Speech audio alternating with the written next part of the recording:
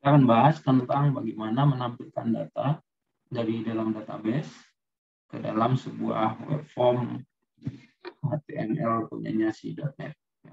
Nah, dari database kita sudah tahu kemarin bagaimana cara koneksi ke dalam database. Ya, kita sudah bikin namanya model koneksi DB. Di koneksi DB ini kita sudah mempersiapkan untuk username, password DB-nya. Kemudian kita bikin connection-nya. Kita bikin open connection. Jangan lupa open connection-nya ini yang public ya. Jadi dia sifatnya yang public. Nah, kemudian dari open connection ini nanti kita akan buat untuk connect ke database-nya. Oke. Kita akan mempersiapkan modelnya dulu. Kita di model, klik kanan ya di modelnya. Ini new C# class ya. Kita bikin namanya data mahasiswa karena kita mau menampilkan data mahasiswa. Kita akan bikin propertinya ya. Kita bikin private karena kita akan mau bikin getter dan setternya sekaligus. Kita akan bikin public integer ID. Oke. Bikin get set. Kemudian kita bikin public string. Kita kasih nama name. Bikin get dan set. Setelah itu kita bikin public string nama get set. Kemudian kita bikin public string kelas get dan set.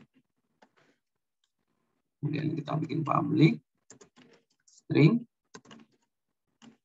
jurusan getter dan setternya. Oke. Dengan menambahkan getter dan setternya, kita dapat langsung nge-set dan nge-get data ke dalam model ini ya. Jadi fungsi dari getter dan setter. Nah, setelah kita sudah membuat getter dan setter, kita akan bikin lagi kelas untuk mengakses data ya. Nah, nanti ini kan getter dan setternya untuk bikin modelnya. Nah, dari model itu kita akan bikin untuk prosesnya. Nah, kita bisa taruh di model juga atau kita bisa taruh di tempat yang lain. Ya, kita taruh saja di tempat yang sama model new class. Oke, bikin proses mahasiswa. Ya.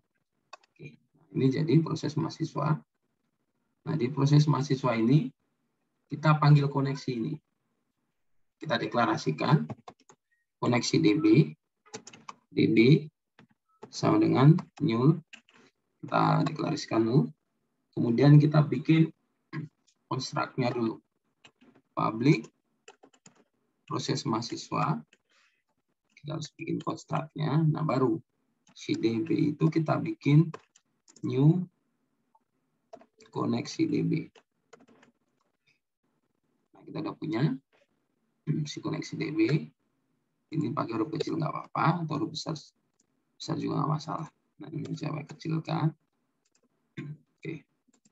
Nah, kemudian setelah kita instan si koneksi DB, baru kita akan membuat metode baru. Kita kasih public biar bisa diakses dari luar. Kita bikin list karena data yang mau kita masukkan kan data mahasiswa yang banyak, bukan satu, makanya kita bikin list. list data mahasiswa. Oke, kita pakai get mahasiswa. Jangan lupa kita impor untuk listnya. Kita taruh aja kursor di list, kemudian kita pilih using system collection generic. Oke, nah dia akan listnya akan dapat. Nah, kemudian agar nanti waktu tampilannya itu tidak error, nah kita bikin list dulu nih.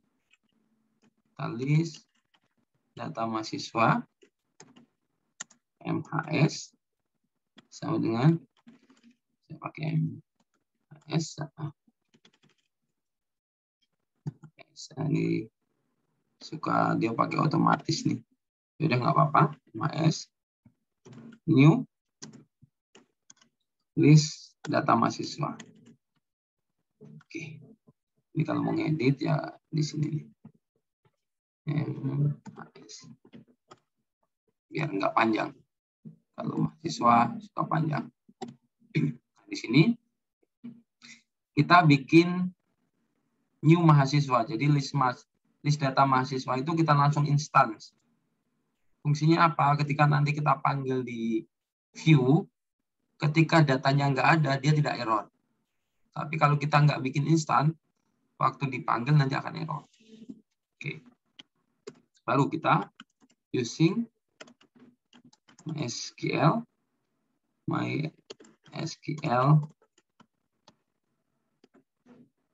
connection on. Ini dia otomatis ya. Con db.open connection. Nah, db-nya dari mana? Nah, db kan ini nih. Kita di koneksi udah kita deklarasikan. Oke. Kita impor ya. Kita impor using MySQL data SQL client. Oke, MySQL connection-nya udah. Nah, baru kita akan masuk ke dalamnya. Ini biar rapi, saya taruh gini. Kita pakai bikinkan string query sama dengan select asterisk from tbl MHS. Jangan lupa kalian bikin tabelnya dulu. Nah, setelah itu kita using lagi MySQL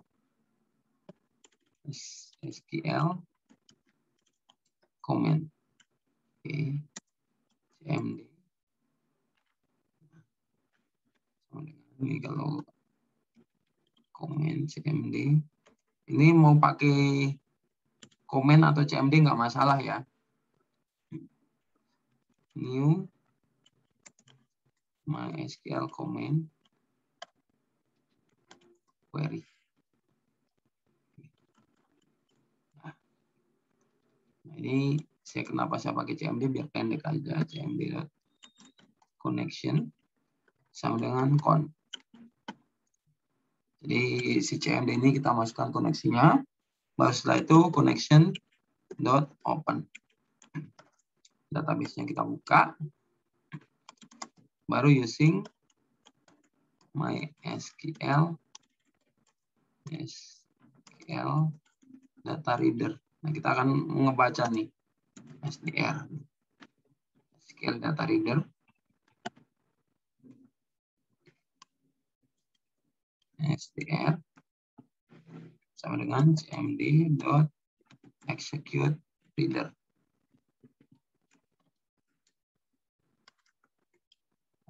Oke. Dari sini udah execute, baru kita akan looping. Jadi while sdr dot read. Jadi selama ada data kita jalankan di bawah. Kita mahasiswanya baru kita tambahkan MHS.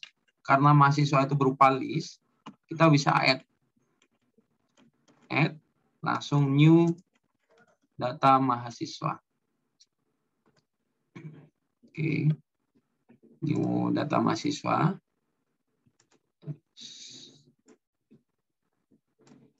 Ya, di sini kita gini. Jangan lupa kita pakai titik koma di bawahnya. Oke. Nah, kita tambahkan. Untuk menambahkannya simpel ya. Di sini kan kita udah punya ID, NIM, nama, kelas, jurusan. Nah, tinggal panggil aja si ID.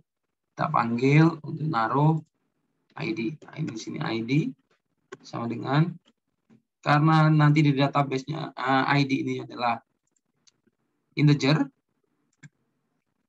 maka kita harus convert si SQL data reader itu menjadi integer.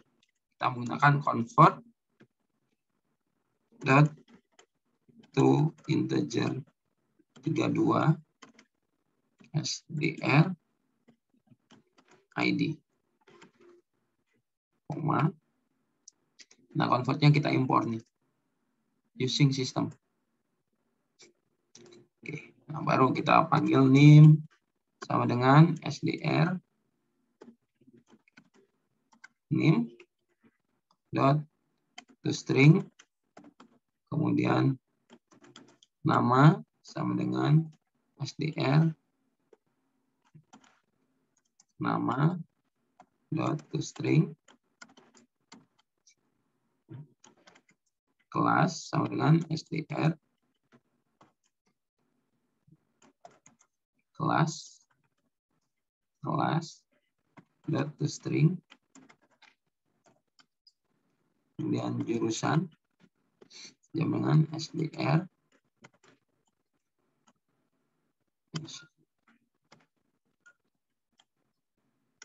jurusan dot to string. Oke, kita beres karena kita memang datanya cuma ada 5 fieldnya. Nah, kita panggil seperti ini. Nah, ini apa yang di dalam ini? Yang di dalam ini adalah field yang ada di dalam database. Jadi kita perlu lihat di database kita, ya. Database-nya harusnya nanti NIM, nama, kelas, dan jurusan, ada juga ID. Oke. Nah, setelah kita sudah mahasiswanya kita add, ya, maka kita akan mengkoneksinya, kita close. Nah, kita di sini connection dot close. Fungsinya buat apa? Biar database itu tidak banyak yang buka. Karena ada keterbatasan concurrent-nya berapa koneksi. Nah, kemudian setelah si connection kita tutup, nah, kita di bawahnya si ini using connection di luar, kita return MHS. Nah, ini mahasiswanya udah diisi di dalamnya, baru di bawahnya ini return. Nah, di sini kita rapikan, kan? Jadikan MySQL query selesai, kemudian connection selesai, baru di return. Nah, kita save. Nah, setelah kita beres, yang berikutnya adalah kita masuk ke halaman mahasiswa. Mahasiswa CS.html.cs. Nah, di halaman mahasiswa ini kita tambahkan bin property nih. Kita di sini tambahkan nih. Bin property, kita abaikan yang lainnya ya. Kita tambahkan bin property. Kemudian kita public list ya. Data mahasiswa. Kita kasih nama data mahasiswa. Kita bikin getter dan setternya. Sudah beres bin data mahasiswa. Nah, setelah itu di action on get kita tambahkan tuh data mahasiswanya itu. Kita isi data mahasiswa dengan data di dalam database. Nah, ini kita biarkan saja karena dia akan cek database hidup atau enggak gitu kan. Nah, kemudian di bawahnya Kita bikin nih. Proses mahasiswa. Proses. Sama dengan new proses mahasiswa. Kita udah punya proses mahasiswanya.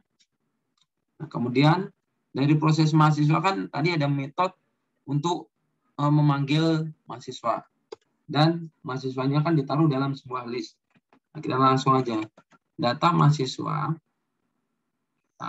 sama dengan proses get mahasiswa. Nah, ini jadi ketika dia memanggil tabel mahasiswa, nanti hasilnya akan dimasukkan ke data mahasiswa. Ini udah beres di halaman CS-nya. Nah, sekarang bagaimana kita mau menampilkan di halaman view-nya di mahasiswa CS HTML? Oke.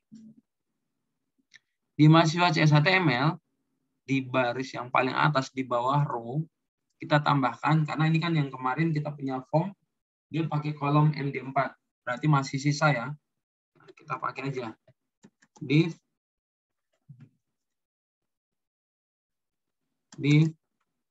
class kolom MD6. Oke. Nah, kemudian kita bikin table. Table, kelasnya adalah table. Kemudian table strip. Striped itu ada garisnya. Kemudian border. Nah, di dalam table ini, table itu pasti ada header dan footer-nya ya. Header sama bodinya. Kita tambahkan untuk TR dan TD-nya. TR, class, table, boundary.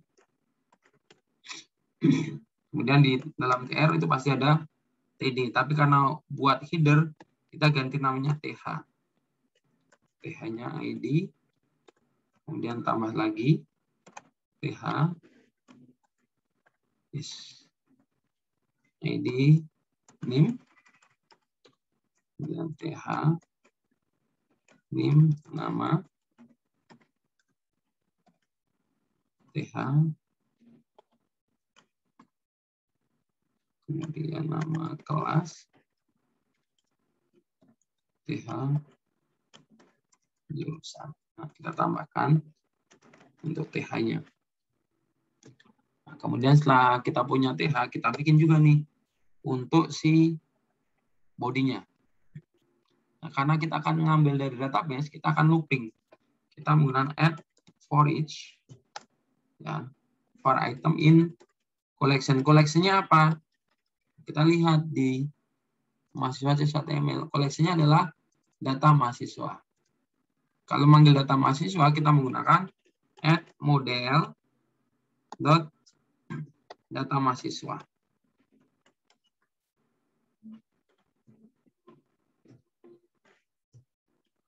Oke. Dia udah ada kurung awalnya. Nah, kita bikin TR-nya dong.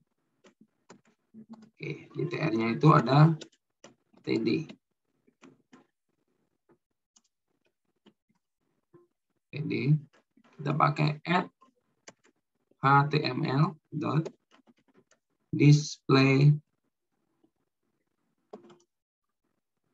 for. Kita pakai M item dot ID.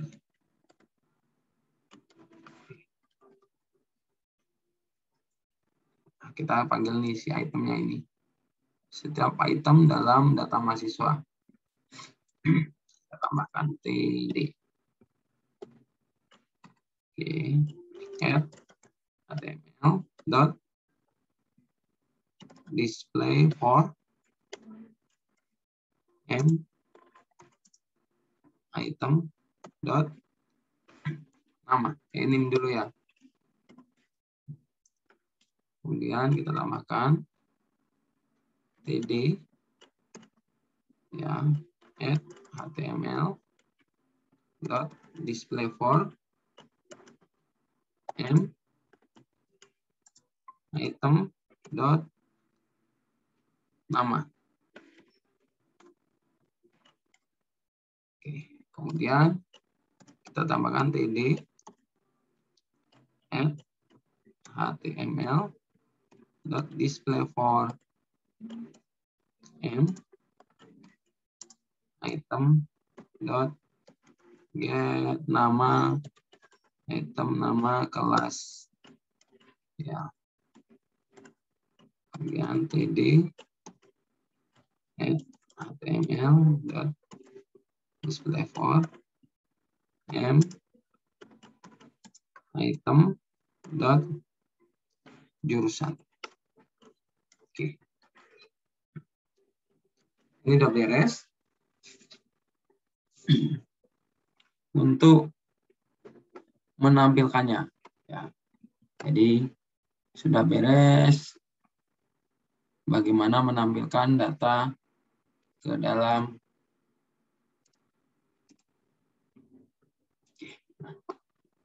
Kita akan coba running. Nah, kita terminal. Nah, sebelum di running kita pastikan dulu nih bahwa kita sudah mempunyai di dalam database-nya itu kita sudah mempunyai tabelnya. Tadi kan TBL MHS.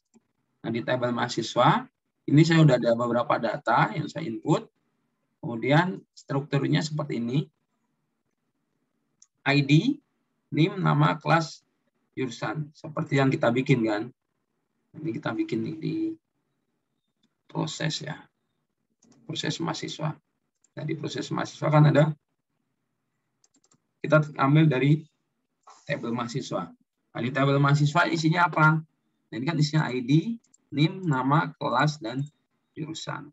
Kita lihat. Ini ID, NIM, nama, kelas, jurusan. Nah, karena kita ditaruh di tabel, kita bikinin ID-nya itu primary. Si ID jadi primary dan sifatnya auto increment. Ini kalian sudah paham cara membuatnya. Nah, ini sangat mudah bikinnya, tinggal create saja, terus diisi ID tipenya itu apa, kemudian panjangnya berapa, baru di save. Setelah kita udah punya, kita tinggal coba running. Oke, akan saya running. Masuk ke terminal. .NET. Nah, di .NET ini kita sebenarnya kita manggil aplikasi .NET. .NET Run. Kalau nanti waktu ketika jalankan .NET Run, tidak bisa, .NET Run. Kalau misalnya waktu running, si .NET itu unknown, apa ya? Intinya dia tidak dikenali. Unknown CMDLET, ya. Unknown CMDLET artinya misalkan saya bikin ini .NET. Nah, misalkan ya, run. Dia akan error. Dia akan ada info bahwa the term .NET run .NET is not recognized as name of CMDLET. Artinya apa? Ketika kita ada tampilan seperti itu, berarti .NET kita itu tidak dikenali oleh si command prompt. Jadi kita nggak bisa jalanin si .NET Run. .NET Run itu hanya bisa jalan di lokasi dia di mana. Kita lihat dulu nih. Kita lihat. Nah, .NET kan lokasinya di C, Windows, ya, kemudian .NET, Microsoft.NET. Nah, ini di sini nih. Framework 64 atau 32. Nah, ini kan .NET. Saya ada semuanya. Nah, kemudian di bin.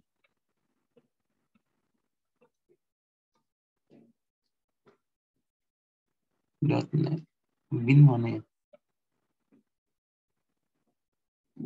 Sebentar.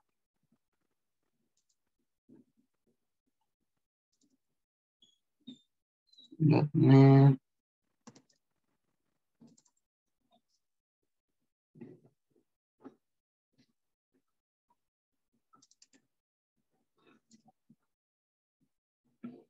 OBC.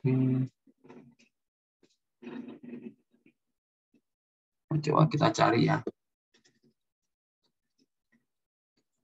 Jadi .NET itu sebenarnya ya kayak aplikasi saja. Ini kita cari di sini. Mana saya tutup. Nah, kita cari .NET.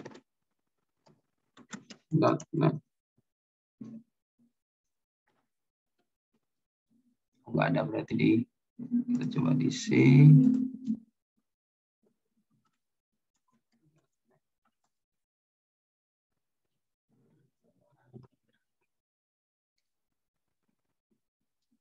.NET itu sebenarnya aplikasi Excel ya. Oh ya, kita lihat aja di sini. Kita masuk ke properties.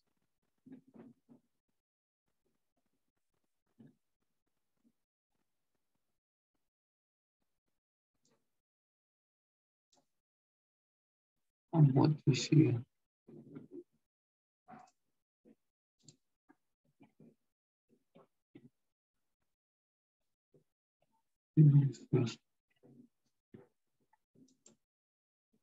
Nah, ini masuk ke environment.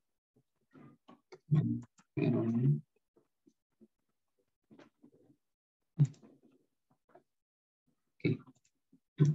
Masuk ke sistem properties ya. Dia di environment. Oke, kemudian study environment itu kita ke environment variable. Jadi environment variable itu akan terlihat .NET.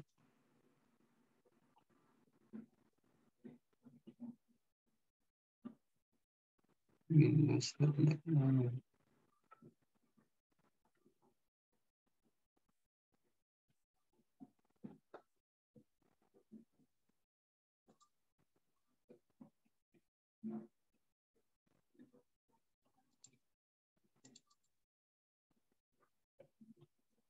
PowerShell.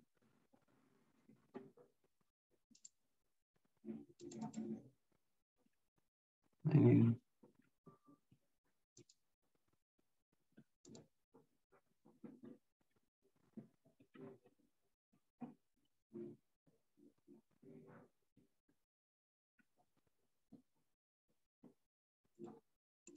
Lihat pad-nya.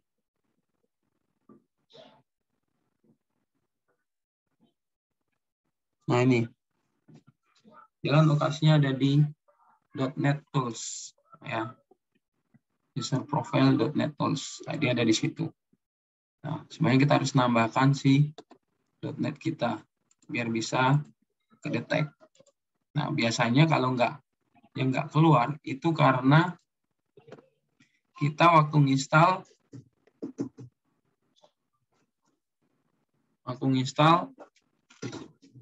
kita tidak checklist untuk add ke pad-nya. Nah, kita coba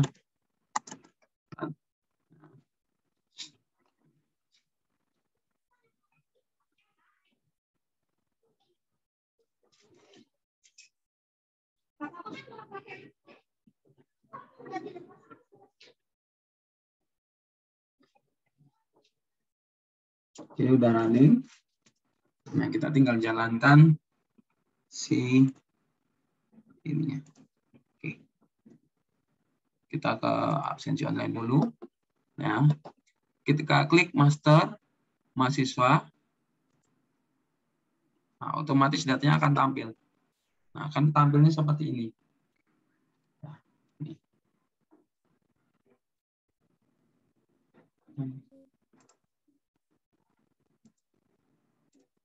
Ya, tampilannya akan seperti ini.